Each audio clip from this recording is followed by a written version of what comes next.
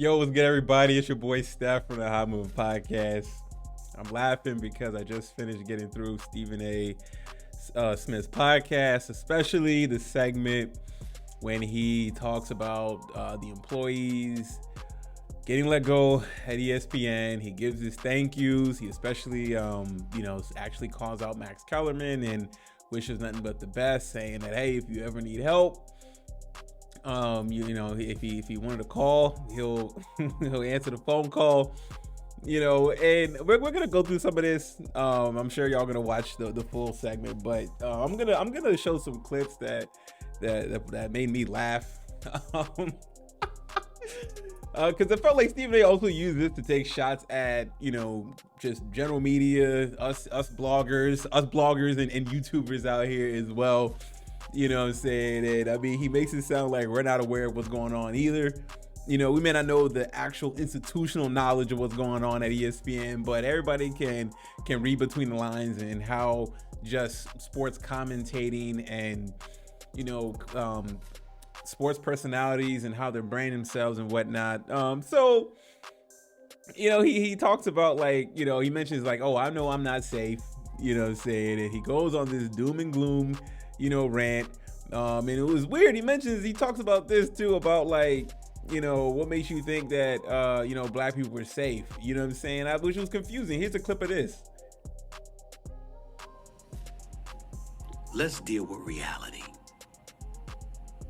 This ain't the end. More is coming. And yes, ladies and gentlemen, I could be next. Let me tell y'all something. Don't ever in your life, as a black person, take anything for granted. I told you before, when white folks catch a cold, black folks catch pneumonia. The Neil Everett's are gone, the Jeff Van Gundy's are gone, David Pollock, outstanding college football. Didn't think black folks was gonna be on the list too? That's always the case. So this was brilliant. We got the classic doom and gloom, Stephen A. Smith, black people ain't safe. We should never assume our job is safe. I mean, in this day and age, nobody should feel 1000% comfortable. I didn't know this had to turn into a race issue.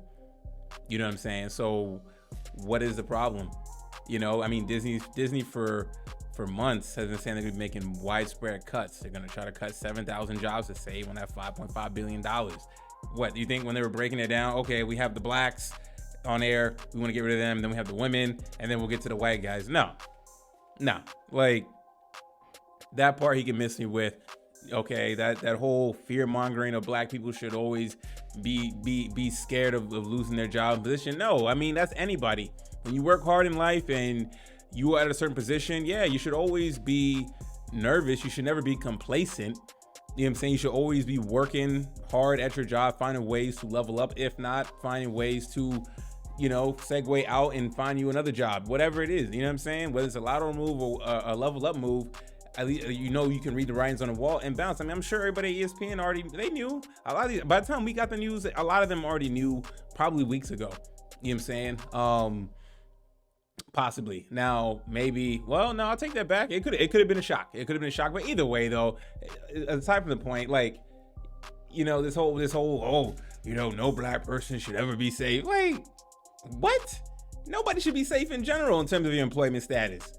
That's always going to be in the hands of the corporation, especially when it's time to save money. So that part was stupid.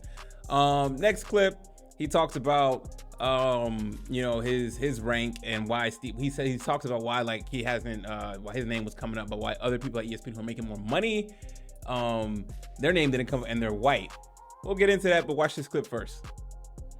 Let me address something to some of the haters out there about me. Y'all can kiss my ass. Twice.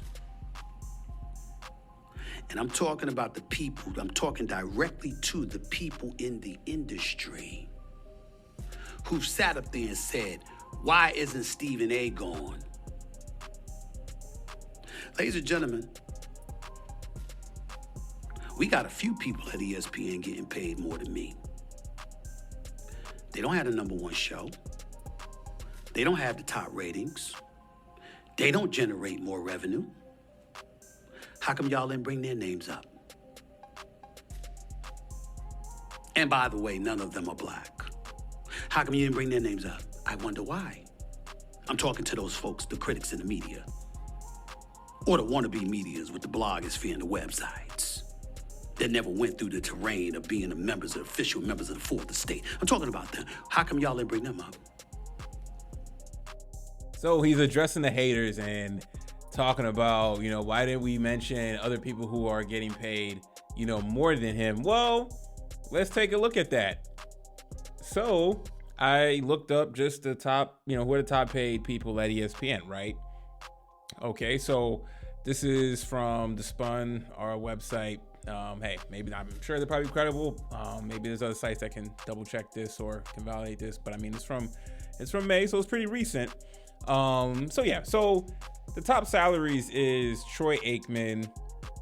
He signed a 5-year, $90 million deal. Okay, so he left along with Joe Buck from Fox, and also Joe Buck has a 5-year, $75 million deal. So I'm sure that their average salaries are more than Stephen A. Smith's $12 million a year. So I mean, why would we call for Troy Aikman and Joe Buck's job? We know they come from they were the 18 caller at Fox who called the NFL. They called the NFL game of the week. You know what I'm saying? Any primetime playoff games they called. Okay, like they're valuable in the announcer space, the announcer arena. Okay, they're a different bag than daily talk show hosts. Okay, these are big games they're calling where hundreds of millions of viewers are watching, tuning in, or for tens of millions of viewers are tuning in, watching them, and hear them call this game. You know what I'm saying? So the viewership aspect is totally different than your first take. Now, I don't know who else at ESPN is making more than Stephen A. Smith outside these two guys.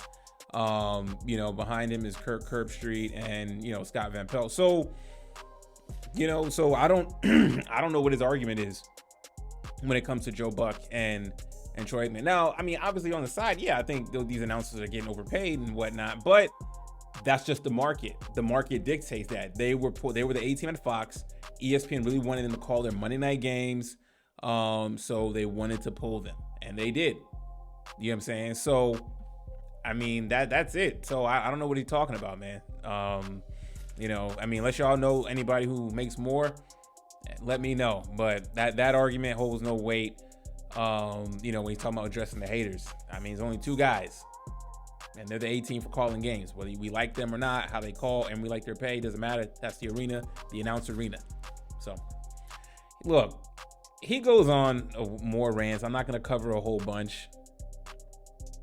But I was just laughing out the entire time, man. I mean, he talks about Pat McAfee's deal, how it was an acquisition, you know what I'm saying? Like, he didn't just go over there, whatever it was. Like, I mean, like, acquisition, whatever you want to call it, like, Pat McAfee had strong negotiating power, most likely.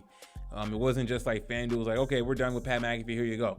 You know what I'm saying? Like, I'm sure there was a lot of intricate contract work that took place, and Pat McAfee's team, you know what I'm saying? Because if Pat McAfee didn't want to go to ESPN, you know what I'm saying, he just wouldn't go to ESPN. He would just stick to doing what he's doing privately on YouTube or whatever, and it's probably separate from FanDuel. So, like, and then he goes on about, well, in this, everybody's trying to become a business, and he quotes Jay-Z, it's not a businessman, or I'm not a businessman, I'm a businessman. You know what I'm saying? Like, look, the only good thing, about all that, he gave thanks, or he just acknowledged all the people which I knew he would, who would be let go from, who got let go from ESPN.